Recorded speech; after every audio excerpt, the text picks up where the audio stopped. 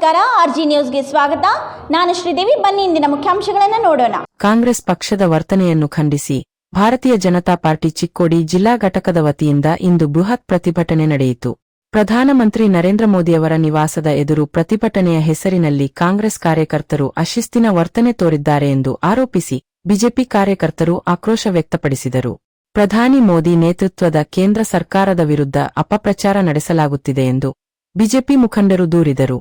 ರಾಜ್ಯದಲ್ಲಿನ ಆಡಳಿತಾತ್ಮಕ ವೈಫಲ್ಯಗಳನ್ನು ಮುಚ್ಚಿಹಾಕುವ ಹಾಗೂ ಪ್ರಧಾನಿಗೆ ಮುಜುಗರ ಉಂಟುಮಾಡುವ ಉದ್ದೇಶದಿಂದ ಮುಖ್ಯಮಂತ್ರಿ ಹಾಗೂ ಸಚಿವರು ದೆಹಲಿಯ ಜಂತರ್ ಮಂತರ್ನಲ್ಲಿ ಧರಣಿ ನಡೆಸಿದ್ದಾರೆ ಎಂದು ಬಿಜೆಪಿ ಆರೋಪಿಸಿದೆ.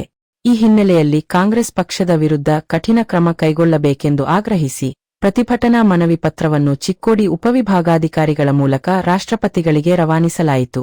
ಬಳಿಕ ಜಿಲ್ಲಾ ಬಿಜೆಪಿ ಪ್ರಧಾನ ಕಾರ್ಯದರ್ಶಿ ಅಮೃತ ಕುಲಕರ್ಣಿ, ರಾಜ್ಯ ಕಾರ್ಯಕಾರಿಣಿ ಸದಸ್ಯರಾದ ಮಹೇಶ ಭಾತೆ, ರಾಜ್ಯ ಎಸ್ಟಿ ಮೋರ್ಚಾ ಪ್ರಧಾನ ಕಾರ್ಯದರ್ಶಿಯಾದ ಬಸವರಾಜ ಹುಂದ್ರಿ ಅವರು ಮಾತನಾಡಿದರು.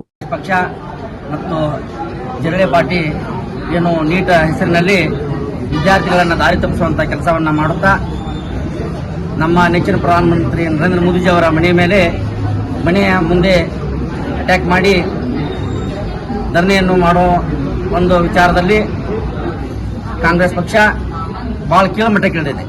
ಅದೇ ರೀತಿ ನಮ್ಮ ಕರ್ನಾಟಕದಲ್ಲೂ ನಮ್ಮ ಪಕ್ಷದ ಶಾಸಕರ ಮೇಲೆ ನಿನ್ನಿನ ದಿನ ಅಟ್ಯಾಕ್ ಮಾಡಿ ತತ್ತೆ ಎಸೆಯುವಂತ ಹೀನ ಕೃತ್ಯವನ್ನ ಮಾಡಿದ ಕಾಂಗ್ರೆಸ್ ಸರ್ಕಾರಕ್ಕೆ ನಮ್ಮ ಧಿಕ್ಕಾರ ಇದೆ.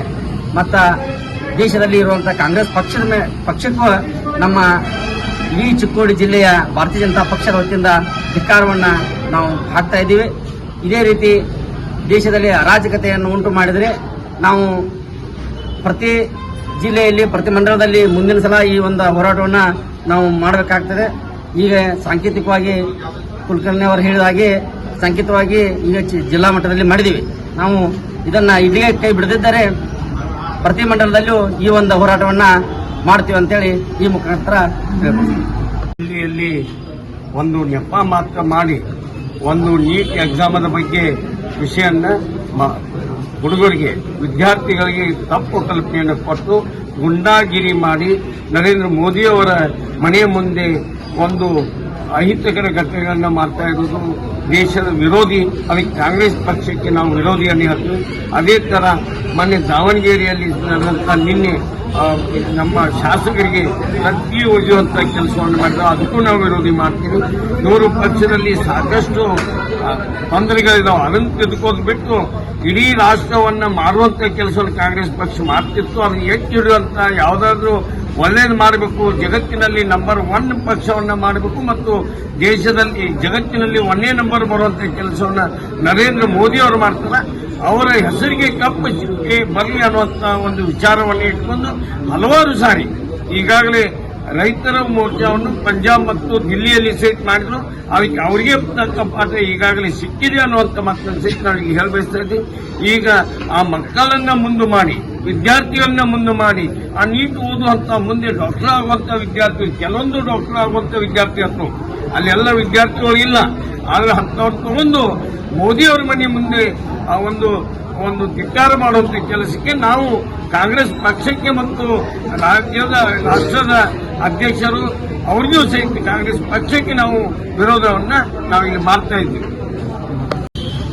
ಇವತ್ತು ಭಾರತೀಯ ಜನತಾ ಪಾರ್ಟಿ ಚಿಕ್ಕೋಡಿ ಜಿಲ್ಲೆ ವತಿಯಿಂದ ಎಲ್ಲ ಪದಾಧಿಕಾರಿಗಳು, ಎಲ್ಲ ಮೋರ್ಚಾಗಳು ಎಲ್ಲರೂ ಸೇರಿ ಪ್ರತಿಭಟನೆ ಮಾಡ್ತಾ ಇದ್ದೀವಿ.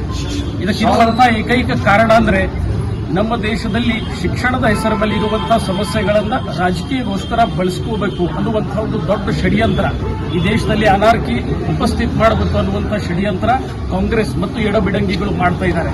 ಇದಕ್ಕೆ ವಿರೋಧ ನಾವು ಮಾಡ್ತಾ ಇದ್ದೀವಿ. ಅದರ ಜೊತೆಯಲ್ಲಿ ಪ್ರಧಾನಿ ಮೋದಿಯವರ ಮನೆ ಮುಂದೆ ಈ ಸುರಕ್ಷತೆಗೆ ಇರುವಂತಹ ಒಂದು ಧಕ್ಕೆ ಹಚ್ಚುವಂತಹ ಪ್ರಯತ್ನ ರಾಹುಲ್ ಗಾಂಧಿ ಅವರು ಮಾಡಿದ್ದಾರೆ, ಕಾಂಗ್ರೆಸ್ ಪಕ್ಷ ಮಾಡಿದೆ. ಇದಕ್ಕೆ ನಾವು ಪೂರ್ಣ ವಿರೋಧ ಮಾಡ್ತೀವಿ. ಪ್ರಧಾನಿ ಇಡೀ ದೇಶದ ಪ್ರಧಾನಿ ಇರ್ತಾರೆ, ಇದು ಯಾವುದೋ ಒಂದು ಪಕ್ಷದಿರೋದಿಲ್ಲ. ಅವರ ಸುರಕ್ಷತೆ ಇದು ಅತ್ಯಂತ ಅವಶ್ಯಕ ಮತ್ತು ಮಹತ್ವದ್ದಿರುವಂತಹ ವಿಷಯ. ಅದರ ಜೊತೆಯಲ್ಲಿ ನಾವು ನಿನ್ನೆ ನೋಡಿದ್ವಿ, ಕರ್ನಾಟಕದಲ್ಲಿ ಇಡೀ ಎಲ್ಲ ಜಗತ್ತು ನೋಡಿದ್ವಿ, ಒಂದು ಸನ್ಮಾನೀಯ ಪದದ ಮೇಲೆ ಇರುವಂತಹ ಕಾನ್ಸ್ಟಿಟ್ಯೂಷನಲ್ ಪೊಸಿಷನ್ ಮೇಲೆ ಇರುವಂತಹ MLAಗಳ ಮೇಲೆ ಅಟ್ಯಾಕ್ ಮಾಡುವಂತಹ ಪದ್ಧತಿ ಕಾಂಗ್ರೆಸ್ ಕಾರ್ಯಕರ್ತರು ಬೆಳೆಸಿಕೊಂಡಿದ್ದಾರೆ. ಇದನ್ನು ನಾವು ಖಂಡಿತ ಪೂರ್ಣ ವಿರೋಧ ಮಾಡ್ತೀವಿ, ಖಂಡಿಸ್ತೀವಿ. ಇದರ ವಿರುದ್ಧವಾಗಿ ನಾವೆಲ್ಲರೂ ಇವತ್ತು ಸೇರಿದ್ದೀವಿ. ಇದು ಸಾಂಕೇತಿಕ ಪ್ರತಿಭಟನೆ. ಈ ರೀತಿಯ ಅಸಂವಿಧಾನಿಕ ವಿಷಯಗಳು ನಿಲ್ಲಿಲ್ಲ ಅಂದರೆ ಬರುವಂತಹ ದಿನಮಾನಗಳಲ್ಲಿ ಉಗ್ರ ಪ್ರತಿಭಟನೆ ಕಾಂಗ್ರೆಸ್ಸಿನ ಎಲ್ಲಾ ಪಕ್ಷದ ಕಾರ್ಯಾಲಯಗಳ ಮುಂದೆ ಮತ್ತು ನಾಯಕರ ಮನೆ ಮುಂದೆ ನಾವು ನಿಶ್ಚಿತವಾಗಿ ಮಾಡೇ ಮಾಡ್ತೀವಿ ಅಂತ ಹೇಳಿಕ್ಕೆ ನಾನು ಬಯಸ್ತೀನಿ. ಈ ಸಂದರ್ಭದಲ್ಲಿ ರಾಜ್ಯ ಮಹಿಳಾ ಮೋರ್ಚಾ ಉಪಾಧ್ಯಕ್ಷೆ ಶಾಂಭವಿ ಅಶ್ವತ್ಥಪೂರ, ಜಿಲ್ಲಾ ಮಹಿಳಾ ಮೋರ್ಚಾ ಅಧ್ಯಕ್ಷೆ ಶಕುಂತಲಾ ದೋನವಾಡೆ ಸೇರಿದಂತೆ ಜಿಲ್ಲಾ ಪದಾಧಿಕಾರಿಗಳು, ಮೋರ್ಚಾ ಹಾಗೂ ಮಂಡಲ ಅಧ್ಯಕ್ಷರು ಮತ್ತು ಪ್ರಧಾನ ಕಾರ್ಯದರ್ಶಿಗಳು ಉಪಸ್ಥಿತರಿದ್ದರು.